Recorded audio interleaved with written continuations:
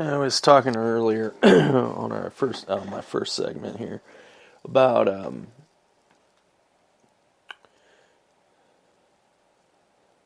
Milo, and he was in his press conference, and he was 13 years old, etc., etc. I guess he got molested. I don't know. He got molested by a priest, but he liked it, so technically, I don't know if I could use the word molestation, but it was invited.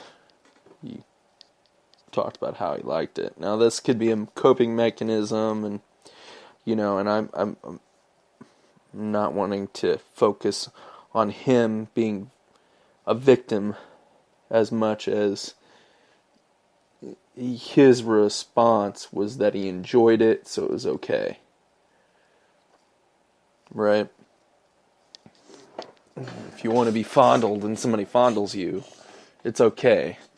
But if you don't want to be fondled, if somebody fondles you, now all of a sudden, it's rape. You're a molester. No, I'm not into all that legal. I'm just throwing these ideas out there. I don't condone it. I know I'd be hard pressed to not want to choke the dude out that did that. But these are the realities we face. And it's not just priests, people. It's not just Catholic priests. Although they tend to capture the media's eye. They get a lot of attention. But what I was alluding to was just 2 generations back, you had 14-year-olds getting married to people in their 20s. This was normal. It happened in my family. My grandmother was divorced by the time she was 18, already had a child. My grandfather married her. He was in his 40s. When you're 18 years old, you have a child. It's a different time, man. Wake up. We're in a different era. I couldn't imagine marrying a 40-year-old when I was 18. And you know what? They never divorced. Never. He was 40. She was 18. Today's standards, that's quite brazen. We don't have a problem with a gay pride festival where everybody walks around with ass chaps, their ass hanging out with assless chaps, and nipple rings, talking about how they're proud that they're into the same sex, which would have been despicable 2 generations back, right? But all of a sudden, an 18-year-old marrying a 40, I might be comparing apples to oranges here. I'm just trying to bring home the point. Within 2 generations, things have dramatically changed. 60s were a part of that. And that kind of brings me to this point. USA Today had an article, or at least segues into an article that USA Today did about Emmitt, who was an icon and has been kind of made into a martyr for the civil rights action in the 60s. Here you got this it was in 1955, I guess, is when he passed. African American, born in Chicago, goes down to Mississippi with some to visit some relatives. No, I don't understand. I've never read the legal documentation. I don't know why these guys got free, but the kid got lynched. And the reason why he got lynched was he was flirting with a 21-year-old white woman. So even within the Civil Rights Act, or the Civil Rights era, and its examination, when you examine the history, you have this this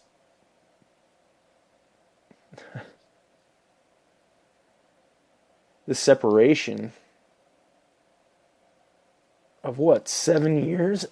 14 to 21? I mean, they have nothing in common but one thing. I mean, when I was 14, I don't know what a 21-year-old is like. Hell, most of us were still watching G.I. Joe and She-Ra. Jim. You remember Jim? I mean, 14, 21. So the issue here was that she was white. Black guy can't talk to a white. So,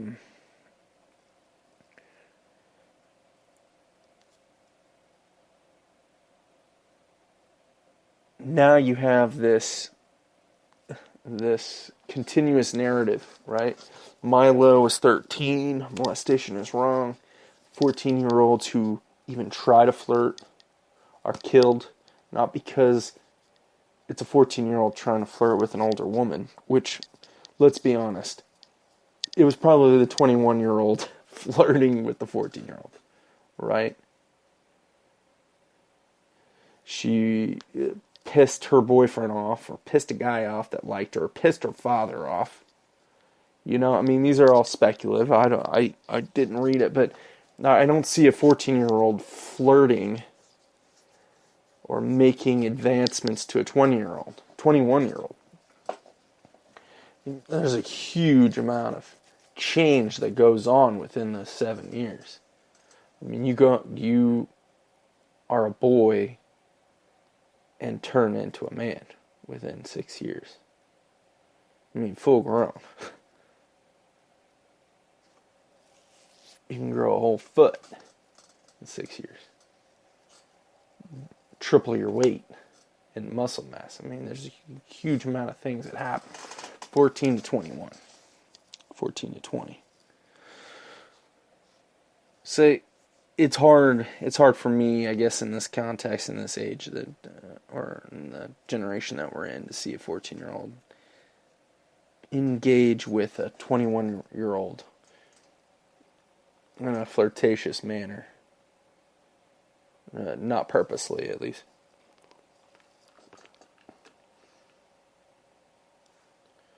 Not purposely. So I guess all of it, all the responsibilities on the adult, right? Or what we deem as an adult. Just some things to think about. Some ideas. This could have led to a lynching. Right? He liked it. He didn't say he was a pedophile or condoned pedophilia.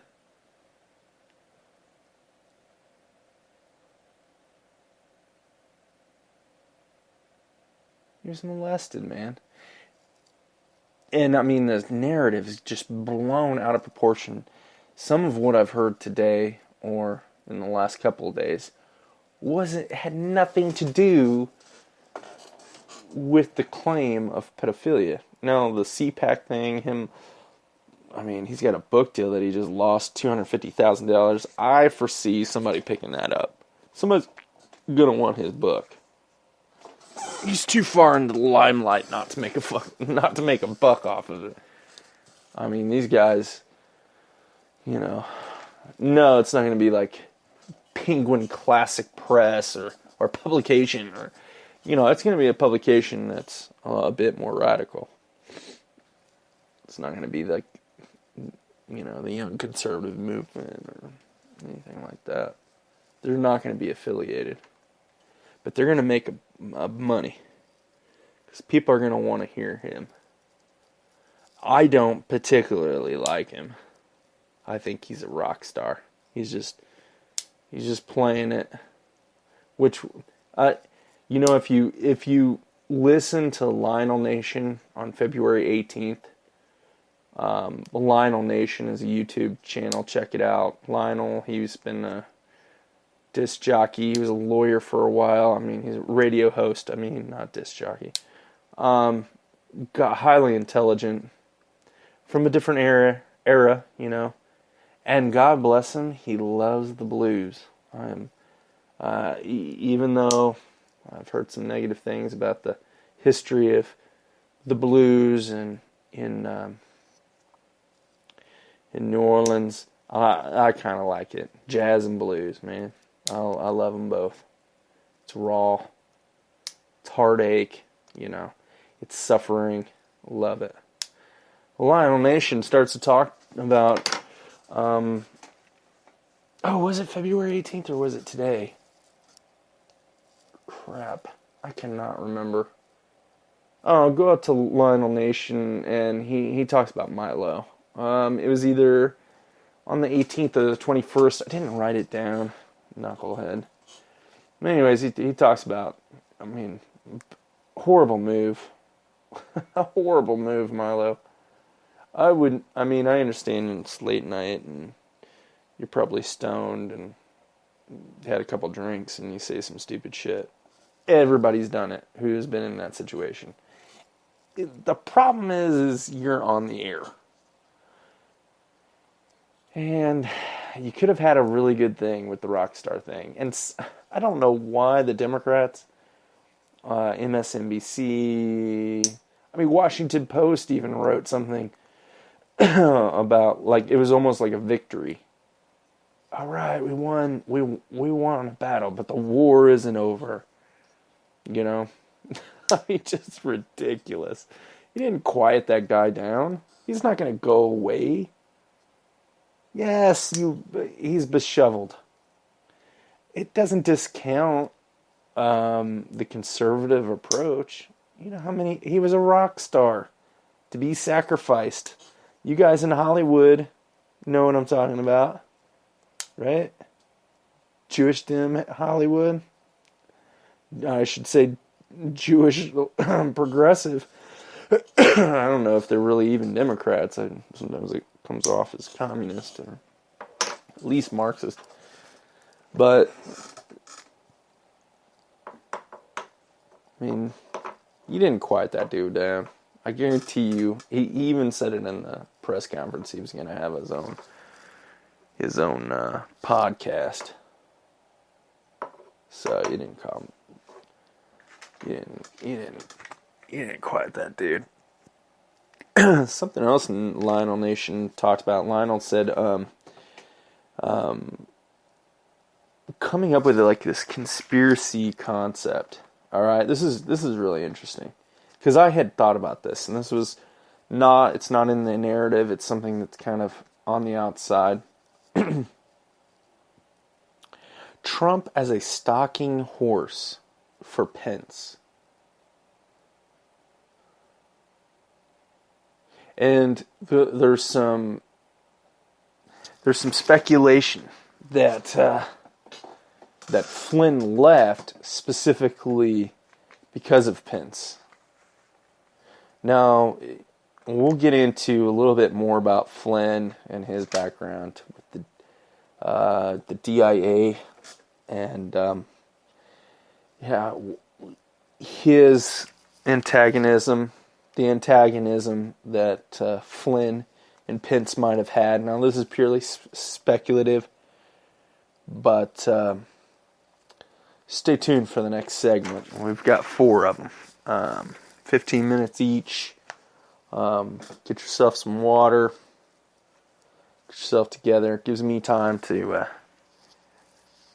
think a little bit about how I want to approach this idea. We'll be right back.